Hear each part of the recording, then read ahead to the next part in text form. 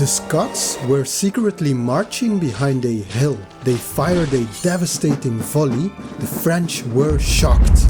The English and Scottish troops charged with the bayonet and forced them back. The Scots jumped out of nowhere from behind a hill and charged like madmen, forcing the French into a brutal melee. But the Allies chased right into the fire of Higonet's 108th Brigade and part of Foy's division. The Allies pushed through. General Foy deployed the 100th Regiment of Line here, inflicting heavy losses on the pursuing English and Scots. Other allies were chasing Foy and the rest of Bachelieu's retrograde movements. The rest of Foy and Bachelieu's division were reforming at La Reille Farm and between La Reille and Piremont Farm. French artillery was still positioned at Piremont, and together with the cavalry they threw back the enemy advance. Trumpets played and Piret's cavalry charged and reformed, charged again and reformed.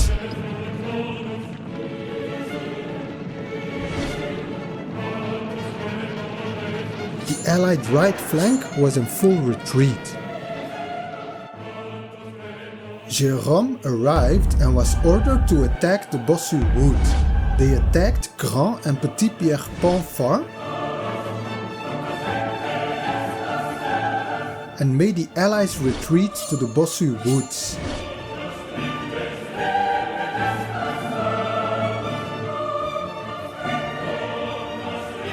The Allies reformed in the woods. L'Héritiers' division with dragoons and cuirassiers joined them. Jérôme ordered his 2nd Brigade under Soye to attack, with the 1st Regiment of Line Infantry as the vanguard and the 2nd Regiment of Line Infantry in support. But it is not certain that the dragoons fought at Quatre Bras. Cuirassiers were equipped with their cuirass, a breastplate that covers the torso. The French cavalry secured their right flank, while the French infantry gained the woods. Now the cavalry charged the Bossu Wood. The Allies had to give ground and fell back to the second half of the forest. The Allied center was virtually defenseless. To make matters worse, French lancers broke through and galloped behind the crossroads. The first rank was usually armed with a lance, the second line probably with a carbine, 2 pistols and saber.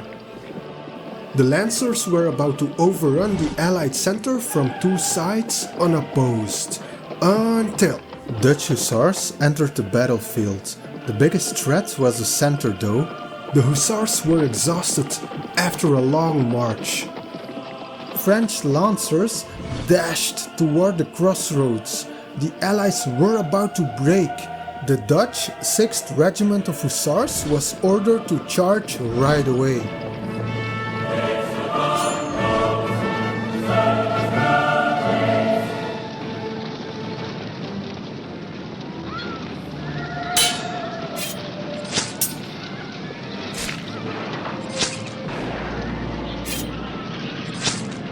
In the same breath, other lancers started to charge Dutch infantry that formed square. The Dutch hussars fell back. Now the Allied center was wide open, but then Belgian cavalry led by Van Merlen arrives and buys the Allies some much needed time. The Belgian 5th Light Dragoons used to serve under Napoleon in former battles, as the French cavalry recognized them, shouting, "To us, Belgians, to us!" But the Belgians didn't reciprocate. Before the charge, the Belgians didn't get a chance to open their water cans to drink. After a long march, they were ordered to charge right away upon arrival. In 45 minutes, they charged the French 6th Regiment of Chasseurs à Cheval 5 times, which were double his manpower. They prevailed and the chasseurs fell back. This Allied push gave the opportunity to place British cannons up front, enabling Allied artillery to fire at close range. More and more Allied reinforcements joined the fray. The Allied morale increased. even more Allied reinforcements arrived. They know more time is needed for Picton's men who were rushing to form ranks.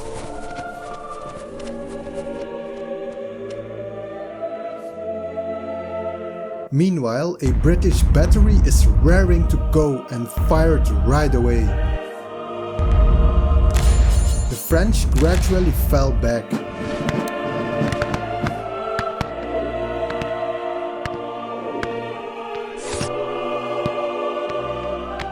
Trumpets signaled an advance. The Allies advanced and pushed back the French right flank past Gemiancourt farm. Also in the forest, the Allies gained the upper hand and the French were slowly giving ground.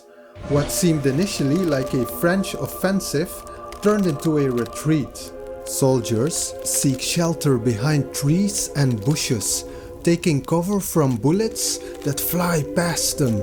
You can hear the smoldering tree stumps burning due to artillery fire. The French infantry give ground, buckling under the pressure of the Allied skirmishers and infantry. The Duke of Brunswick and his infantry arrived, more Allied artillery moved up front, while Brunswick cavalry supported the Brunswick infantry.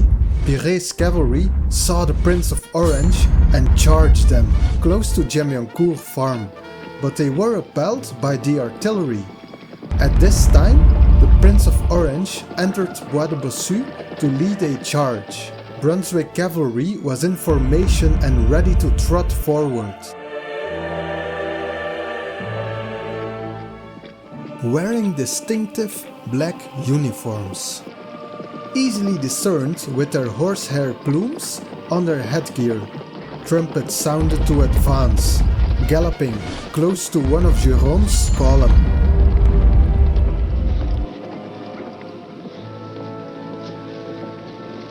Pire's cavalry reacted quick and countercharged. French cuirassiers were preparing for a charge. French lancers pushed back the Brunswick cavalry.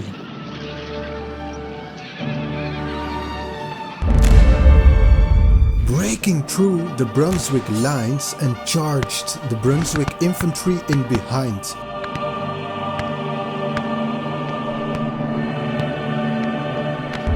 But were repelled.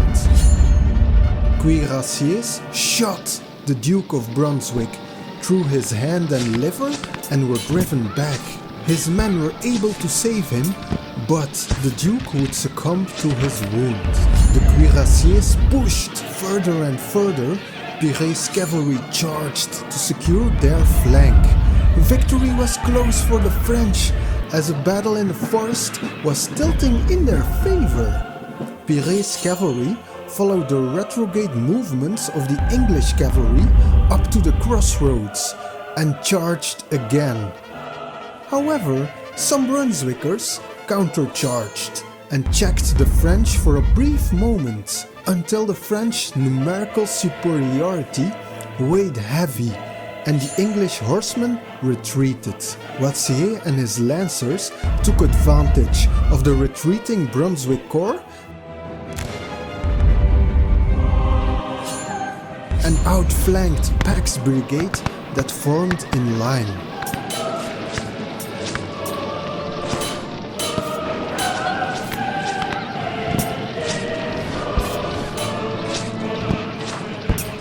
The 92nd Foot Highlanders were hidden in a ditch. The 92nd was called upon by Adjutant General Barnes. "Come on, my old 92nd!" The men jumped out of the ditch and charged, with Colonel Cameron leading them.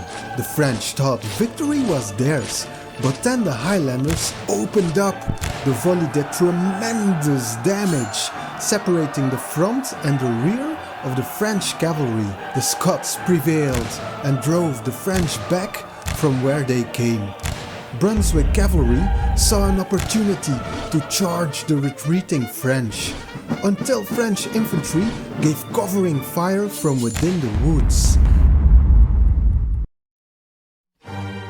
Allied skirmishers regained the woods.